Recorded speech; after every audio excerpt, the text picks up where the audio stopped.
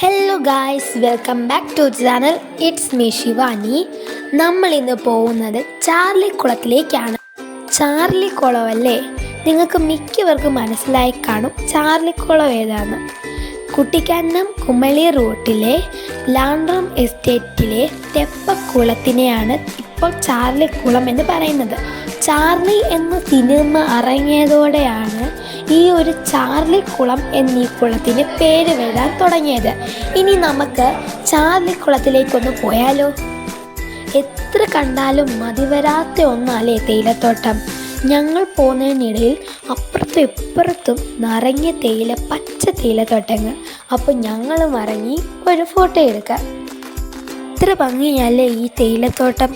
ആര് വന്നാലും ഒരു ഫോട്ടോ എങ്കിലും എടുക്കും. പച്ചപ്പ് നിറഞ്ഞതും വളരെയധികം ഭംഗിയായതുമാണ് ഈ തേയിലത്തോട്ടം.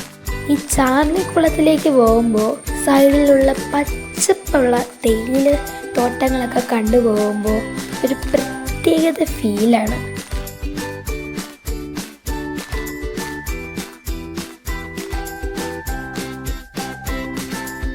ഈ ഒരു അമ്പലം കാണുമ്പോൾ ഒരു തമിഴ്നാട് ടച്ചുള്ള ഒരു അമ്പലമല്ലേ.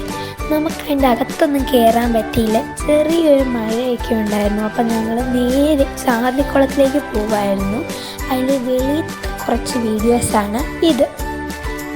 ആ അമ്പലം ഒന്ന് കാണുമ്പോൾ ഒരു പ്രത്യേകതയുള്ള പോലെയല്ലേ, കുറേ ശില്പങ്ങളൊക്കെ ഉള്ള ഒരു അമ്പലമാണത്. ചാർലിക്കുളത്തിലേക്ക് പോകുന്നവർക്ക് ഈ അമ്പലം തീർച്ചയായിട്ടും കാണാൻ പറ്റും. സൈഡിലായിട്ട് ഒരു കാണുന്നതാണ്. അപ്പോൾ എല്ലാവർക്കും പെട്ടെന്ന് ഒരു ആകർഷകവുമായിട്ടുള്ള ഒരു അമ്പലമാണ്. കുറേ ശില്പങ്ങളൊക്കെ ഉള്ളത് കൊണ്ട് തന്നെ എല്ലാവരും ഒന്ന് നോക്കും പെട്ടെന്ന്. അപ്പോൾ നമ്മൾ ചാർലിക്കുളത്തിലേക്ക് പോകുമ്പോൾ സൈഡിലായിട്ടുള്ള ഒരു അമ്പലമാട്ടോ.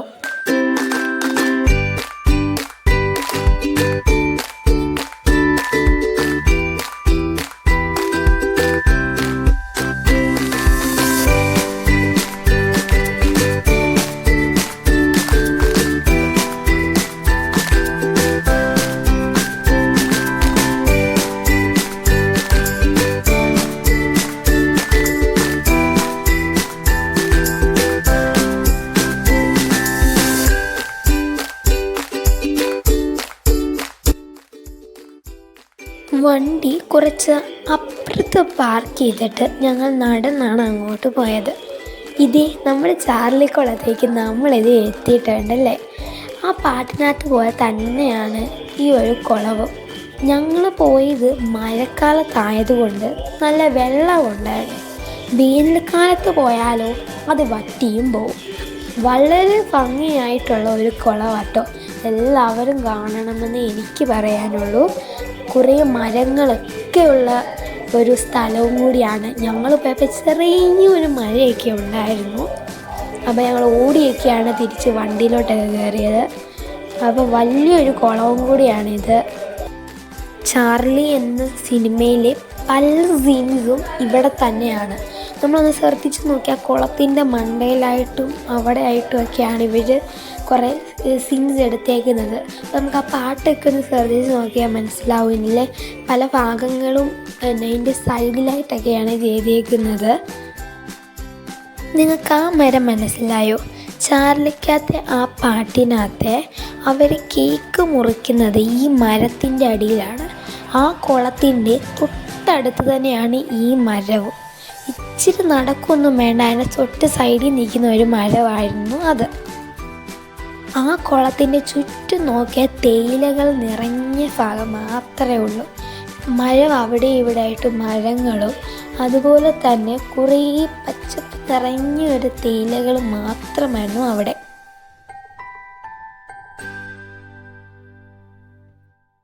നല്ല കാറ്റൊക്കെ ഉണ്ടായിരുന്നു, നല്ല ശക്തിയുള്ള കാറ്റും ഉണ്ടായിരുന്നു. അതുപോലെ തന്നെ മഴ നല്ലതായിട്ട് തുള്ളി തുള്ളി വരുന്നുമുണ്ടായിരുന്നു. അപ്പോൾ തന്നെ ഞങ്ങൾക്ക് അധികം നേരം അവിടെ നിൽക്കാൻ പറ്റിയില്ല. മഴയായതുകൊണ്ട് തന്നെ ഞങ്ങൾ പെട്ടെന്ന് വണ്ടിയിലോട്ട് പോകായിരുന്നു, പാർക്ക് ചെയ്തേ അങ്ങോട്ട് തന്നെ. നിങ്ങൾക്ക് വീഡിയോ ഒക്കെ കാണുമ്പോൾ തന്നെ മനസ്സിലാവും നല്ല മഴയും കാറ്റും ഉണ്ടായിരുന്നെന്ന്.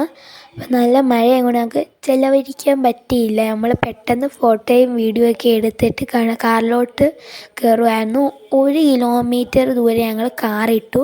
എന്നിട്ട് നടന്നു പോകാനായിരുന്നു ചെയ്തത്. അപ്പോൾ ഞങ്ങൾ പെട്ടെന്ന് മഴയായതുകൊണ്ട് പെട്ടെന്ന് ഓടി വണ്ടിയിൽ കയറി.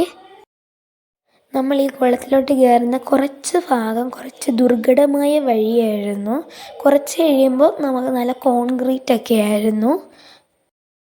അപ്പോൾ നമ്മുടെ ചാർലിക്കുളത്തിലെ വിശേഷങ്ങൾ ഇവിടെ അവസാനിക്കുകയാണ്. ഇനിയും ഇതേപോലത്തെ ഷൂട്ടിംഗ് ലൊക്കേഷൻസ് ഇനിയും ഞങ്ങൾ പോകും. അപ്പോൾ നിങ്ങളെല്ലാവരും ലൈക്ക് ചെയ്യണം, ഷെയർ ചെയ്യണം, കമൻറ്റ് ചെയ്യണം, പിന്നെ സബ്സ്ക്രൈബും ചെയ്യണം. അപ്പോൾ ഇനി ഞങ്ങൾ പുതിയ പുതിയ വീഡിയോകളുമായിട്ട് വീണ്ടും വരാം. ഈ വീഡിയോ എല്ലാവർക്കും ഇഷ്ടപ്പെട്ടെന്ന് ഞങ്ങൾ വിചാരിക്കുന്നു. അപ്പോൾ എല്ലാവർക്കും താങ്ക്സ് ഫോർ വാച്ചിങ്.